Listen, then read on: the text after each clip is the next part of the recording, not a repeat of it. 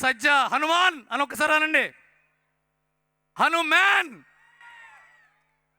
30 ఏళ్ళు నిండకుండా, ముక్కు పచ్చలారకుండా 2 పెద్ద 100 కోట్ల సినిమాలు కొట్టాడంటే ఇంకో 10 ఏళ్ల తర్వాత తేజ సజ్జా ఎక్కడుంటాడో మీరందరూ ఊహించవచ్చు. అతనికి సిగరెట్ అలవాటు లేదు, తాగుడు అలవాటు లేదు, గర్ల్ ఫ్రెండ్స్ లేరు. ఉన్నదొక్కటే వ్యసనం, మిమ్మల్ని అందరినీ ఎంటర్టైన్ చేయడం.